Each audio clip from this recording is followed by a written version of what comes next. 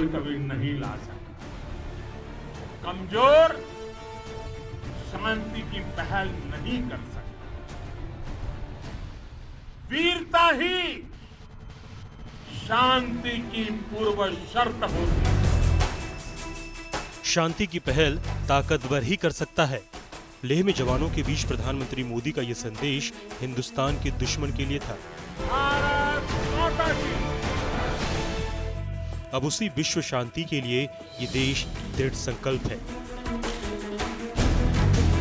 पहले प्रधानमंत्री मोदी ने एलएसी की निगहबानी करने वाले जवानों की हौसला अफजाई की। इतिहास गवाह है कि ऐसी ताकतें मिट गई हैं या मुड़ने के लिए मजबूर हो गई। फिर रक्षा मंत्री राजनाथ सिंह ने भी चीन को ललकारा। यदि कोई दुनिया की ताकत हमारे स्वाभिमान पर चोट पहुंचाने की कोशिश करेगी तो उसे किसी भी सूरत में हम बर्दाश्त नहीं करेंगे। उसका हम मुंहतोड़ जवाब देने के लिए भी तैयार हैं। अब चीन जैसे दुश्मन को सबक सिखाने के लिए हिंदुस्तान आ रहा है हाईटेक फाइटर प्लेन राफेल।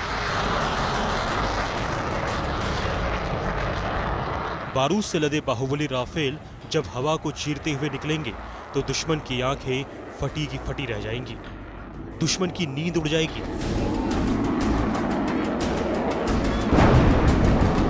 29 जुलाई को फ्रांस से राफेल विमान अंबाला एयरबेस पहुंचेंगे। इनका साथ मिलने से वायुसेना की ताकत में जबरदस्त इजाफा होगा, खासकर चीन के मोर्चे पर, जहां उसने भारतीय जमीन पर नजरें उठाकर बड़ी गलती कर दी है। अब हिंदुस्तान सतर्क है। इस हालात में चीन कोई भी दुस्साहस करता है तो उसे उसका खामियाजा भुगतना पड़ेगा, क्योंकि फ्रांस से आ रहे राफेल को चीन के मोर्चे पर तैनात करने की चर्चा दिल्ली में शुरू हो चुकी है। एयरफोर्स कमांडर्स कॉन्फ्रेंस का आगाज हो चुका है। इसमें 3 दिनों तक सामरिक रणनीति पर चर्चा होगी। इस बैठक का शुभारंभ आज खुद रक्षा मंत्री राजनाथ सिंह ने किया। अपने संबोधन में रक्षा मंत्री ने एयरफोर्स के पराक्रम की जमकर तारीफ की। उन्होंने कहा कि कई चुनौतीपूर्ण हालात में इंडियन एयरफोर्स की भूमिका का राष्ट्र सम्मान करता है। लद्दाख में हाल में एयरफोर्स की भूमिका सराहनीय है। वायुसेना अध्यक्ष RKS भदौरिया की अगुवाई में इस कॉन्फ्रेंस में देश भर के सभी कमांडर्स के प्रमुख शामिल हैं। मीटिंग में आज लाइन ऑफ एक्चुअल कंट्रोल पर एयरफोर्स की तैनाती को लेकर चर्चा की शुरुआत हुई। एयरफोर्स को कहा गया कि चीन से निपटने के लिए एयरफोर्स हर वक्त हाई अलर्ट पर तैयार रहे। लद्दाख में हाल की तैनाती पर भी चर्चा हुई है। इस बैठक में राफेल की भविष्य में तैनाती को लेकर एयरफोर्स कमांडर्स ने रक्षा मंत्री को जानकारी भी दी।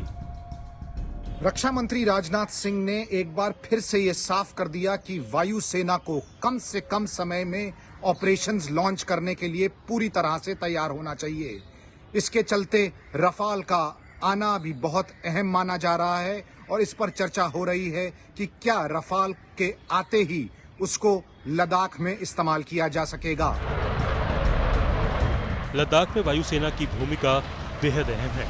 हाल के विवाद के बाद एयरफोर्स ने पूरे दमखम के साथ LAC के आसपास मंडराते खतरे से निपटने के लिए अंगद पांव जमा लिए हैं।